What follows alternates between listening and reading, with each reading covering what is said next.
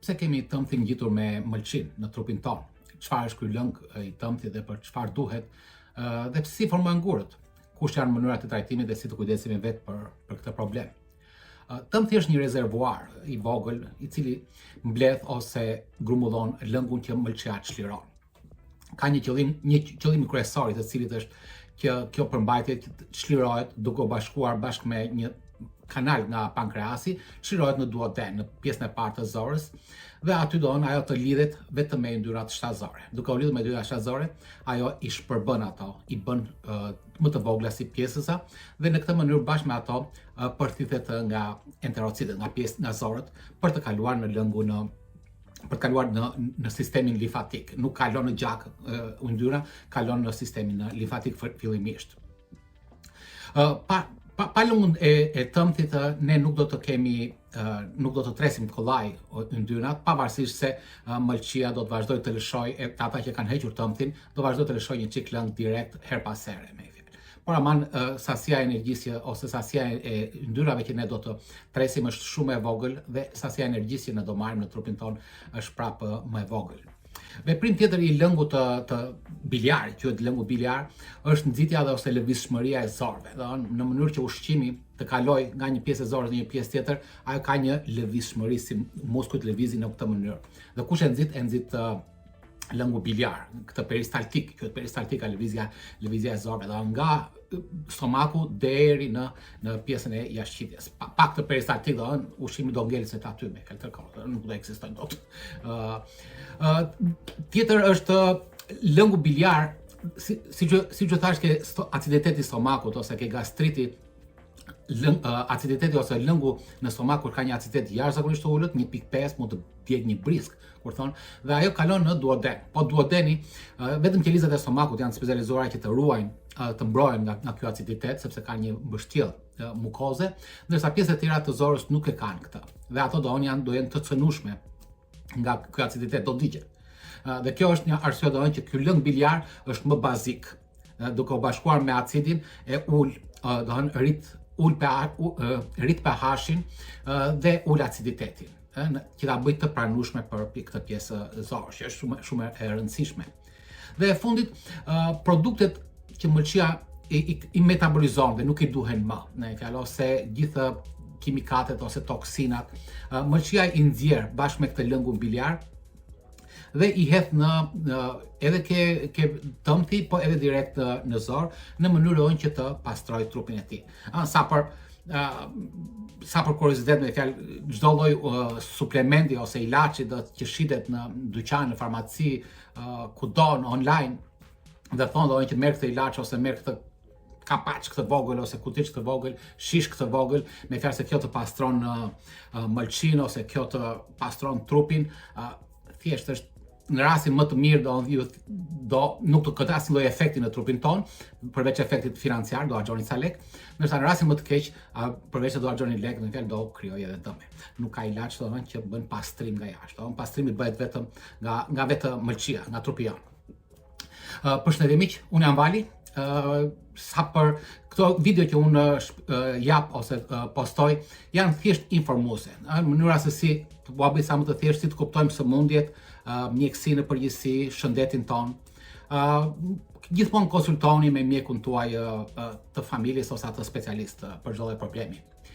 Lëngu i tëmthit formohet më së shumti nga kolesteroli. Pra kur folëm për kolesterolin, ke video e kolesterolit, që ju thash është molekula e jetës për gjithçka tjetër. Edhe në këtë rast, me fjalë, kolesteroli hyn kudo, në gjithë pjesën e trupit ton. Edhe në këtë rast, lëngu biliar ose lëngu i tëmthit formohet nga kolesteroli. Pra kolesteroli ka edhe vetë si kolesterol, një pjesë tjetër kalon në një formë tjetër që quhet oksisteroli, duke u shndruar në acid tëmthor ose acid biliar. Një pjesë tjetër në kripra biliare ose kripra të tëmthit. Dhe përveç kësaj do kemi edhe trigliceride, yndyrnat, do kemi pjesë të metabolizmit të gjakut, ku kryesori është bilirubina, me fjalë. Ruazat e kuqe të gjakut jetojnë 110 ditë afërsisht. shpërbëhen ose ngordhin në shpret, shpreta e metabolizon, kalojnë në mëlçi dhe nga mëlçia kjo pjesë quhet bilirubin dhe kalon nëpërmjet tëmbëtit për të dalë jashtë në trupin tonë, pasi s'ka më asnjë lloj vlere. Mos harro diçka domethënë siç e thash, kjo bilirubina në formën e vet urokrom që quhet, i jep ngjyrën urinës. Pra ngjyra e urinës është e verdhë pikërisht sepse ka urokrom, këtë pjesë të metabolizmit të ruazave të kuqe të gjakut. Ka shumë studime që tregojnë lidhje të mikrobiomës, siç folëm për leaky gut në videon e kaluar, dhe ndryshimit të aciditetit të lëngut të biliar. Femrat krijojnë më shumë gur se sa meshkujt në një raport goxha të madh, 3:1, pikërisht për shkak sepse ato gjatë periudhës, siç e thash, 40 vjeçare, kanë më shumë estrogene. Dhe estrogenet nxisin prodhimin e kolesterolit më shumë në trup. Dhe siç e thash, lëngu biliar është më së shumti është kolesterol. Personat që kanë mbi peshë, ata që kanë bërë kirurgji, kanë hequr pjesë të stomakut, ata që ulin ose ngren peshën në mënyrë shumë të shpejtë, sidomos me ilaçet ose Ozempicun e famshëm, edhe të tjerat. Në disa raste është dhe histori familjare. Janë vendet ose shtete ndryshme që përdorin shumë pak yndyrë në dietën e tyre, shumë vegetare, zakonisht në ato vendet e Azisë. Femrat që marrin kontraceptiv mund të kenë gur, birth control, që quhen, mund të kenë gur në tëmbë. Shtatzanet, diabeti tipi 2, ciroza, sepse është e mëlçisë, edhe disa lloj sëmundje gjaku. Zakonisht është ajo që quhet drepanocitoza, anemia drepanocitare ose sickle cell, quhet në anglisht quhet sickle cell. Një arsye madhore është rezistenca ndaj insulinës ose hiperinsulinemia, siç kam thënë është e njëjta gjë në një video të mëparshme. Mëlçia jon prodhon kolesterol për aq sa nevojë trupi jon ka nevojë. Kur i merr nga jashtë, mëlçia nuk prodhon. Ka një termostat, sa është nevoja, po vajti më shumë, ajo ndalon prodhimin e kolesterolit dhe përdor atë që ne ham nga jashtë, ushqimin nga jashtë. Sepse është shumë i shtrenjtë, kolesteroli është jashtëzakonisht i shtrenjtë, rreth 31 procese për të prodhuar, kërkon energji në çdo kohë dhe i merr kohë me mëlçisë duke mos e lënë të bëj punë të tjera. Në qoftë se ne kemi hiperinsulinemi ose insulinë të lartë në gjak, kjo insulinë do të bllokojë ose do të çaktivizojë këtë rregullator të prodhimit të kolesterolit nga mëlçia. Pra mëlçia do vazhdoj të prodhoj kolesterol pavarësisht se nevojat nuk janë të plotësuara nga ushqimi jashtë ose trupi ka mjaftueshëm kolesterol. Mëlçia do prodhoj më tepër dhe ky kolesterol do shkojë në lëngun biliar, do rrit më i përqendruar. Sa më i përqendruar të jetë lëngu biliar, me fjalë, aq më shumë ka rrezik për të krijuar këto gurët. Pra, tëmbëti mbushet me lëng biliar dhe pret sinjalin nga ushqimi. I vetmi ushqimi i cili shtrydh këtë lëng biliar janë yndyrnat. Qëllimi i ekzistencës së tëmbëtit është pikërisht për të shpërbërë ose për të tretur yndyrnat në gjak. Sepse yndyrnat vinë në formë të madhe, ato zvoglohen me anë të lëngut biliar dhe a bëhen të përfshishme ose të vogla mjaftueshëm për të kaluar në qelizat e zorrave. Hormonit sa për kurioziteti është koleciste kainina, lipaza, të cilat derdhen nga pankreasi dhe kjo japin sinjal nervit vagus që inervon gjithë trupin brenda stomakut, i cili shtrydh muskulin e tëmbëtit. Ky është funksioni, ana fiziologjike. Me ham ushqimin yndyrë, pankreasi lëshon këto hormonet japin sinjal ke nervi i jep sinjal muskulit, muskuli shtrydhet, del ky lëng dhe bashkohet me pankreasin, me lëngun e pankreasit në duoden ose në pjesën e parë të zorrës. 95% e këtij kolesteroli që del ose që lëshohet, siç u thash, është shumë i shtrenjtë për ne kolesteroli, trupi jon është shumë likoqir dhe tenton ta mbajë sa më shumë të mundet. 95% rithithet në pjesën e parë të zorrës, te zora e hollë. Pra shpërbën yndyrën dhe përthithet nga trupi dhe kalon prapë në mëlçi. Dhe mëlçia pastaj, sipas nevojave të saj, një pjesë e kalon prapë në tëmbë, një pjesë e lëshon në trup nëse i duhet, dhe një pjesë tjetër mund ta lëshoj prapë nëse ka jashtëzakonisht shumë dhe e lë që të dalë jashtë qarkullimit të gjakut, me anë të jashtëqitjes.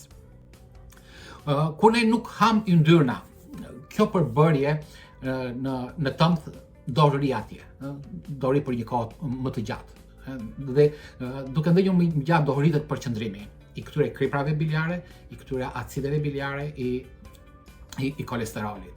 Dhe do krijohet fillimisht ai lëngu do bëhet më i trash, do shtrydhet her pas here, do bëhet si tip llumi pastaj. Sa herë dieta është më pak yndyrna, flasim për muaj, flasim për vite të tëra, asnjë gjë nuk krijohet menjëherë. Dhe duke u krijuar vite për të tëra, ky llum ose në zakonisht në tëmp do të formojë mikrogrimca të vogla ose kristalizohet si punë rëre, të cilat janë të dhimbshme pastaj kur dalin. Dhe më mbrapa akoma do krijojmë këto që janë gurët e tëmpit, siç thash. Këto është stres pa strese, sigurisht. Siç u thash, duan vite.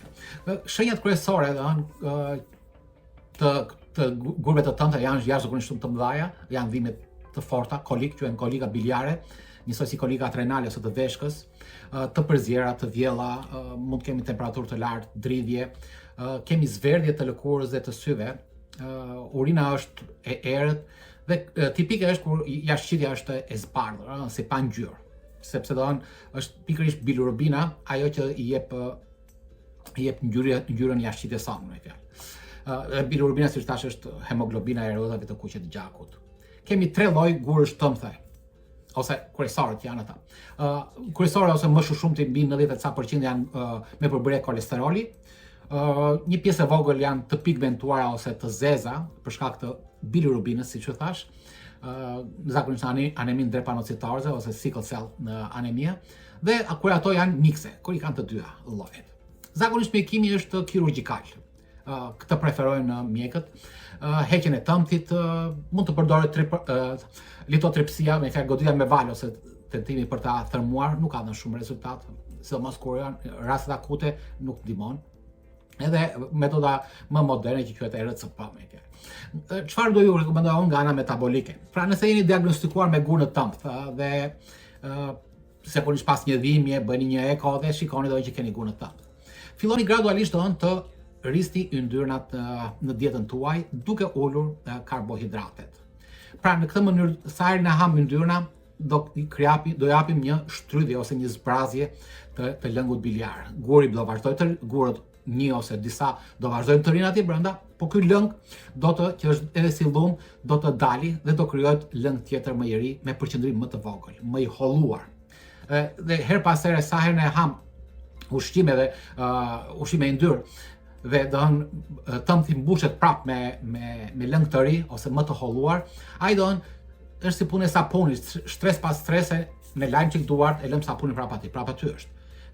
Ditë pas dite, ky sapun do të zvogëlohet. Pra, ne heqim stres pas strese, cipza të vogla, me fjalë, të këtij kolesterolit, që guri është kolesterol në fakt. Po ashtu, kafja vepron njësoj si adrenalina, pra nxit sistemin ose shtrydhjen e shpesht të lëngut biliar, pra nxit muskujt. Sistemi simpatetik nxit muskujt dhe kemi shtrydhje të erpaseshme. Pra, kur pim kafe, sade, pa sheqer, pa qumësht, siç u thënë. E njëjta gjë është edhe veprimi që mund t'japin ketonet, dhe ketonet, siç kam thënë, janë kur bëjmë ne fastin të gjatë 18-24 orë. Kjo do thotë duke bëjmë fastin, do rrim kolesterolin më shumë në tëmp dhe do krijoj gur, absolutisht jo. Në çastin që ne ham, sepse ushqimi duhet të jetë me më shumë yndyrë, do krijojmë zbrazje të plotë. Kjo është arsye pse është tëmthi i madh, sepse kërkon zakonisht për dietën ushqimore të yndyrshme. Nëse keni hequr tëmthin, mëlçia do vazhdoj të prodhojë të rjetën, është detyra e saj, që ka rrugë tjetër, ngjitur me të ka një kanal tjetër, i cili lidhet prapë derdhet në zor, dhe mëlçia do vazhdoj të prodhojë për të pastruar, për të çliruar kolesterolin, acidet biliare. Pra, në këtë rast vazhdoni të hani yndyrë, sepse ky lëng prapë do prodhohet më shpesh, më shpejt dhe ripërthitet më shpejt, sepse është sasi shumë e vogël, s'ka më rezervuar kur keni heqë tëmthin.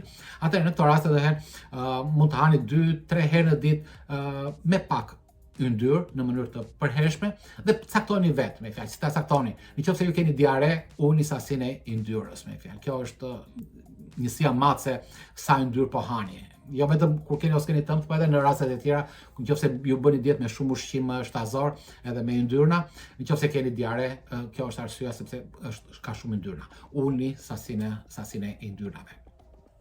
Po ashtu siç u thash, insulina, duhet të ulim insulinën, të bëjmë një dietë me sa më pak karbohidrate, minimalisht sa më shumë të mundet, në mënyrë që duke ulur insulina nuk do që aktivizoj më atë regulatorin, si që thash, brenda mëlçisë, në mënyrë që ndërsa ka mjaftueshëm kolesterol, ky regulator do ndaloj prodhimin më tepër të kolesterolit. Pra nuk do kemi shumë kolesterol në tëmth, aty ku janë gurët.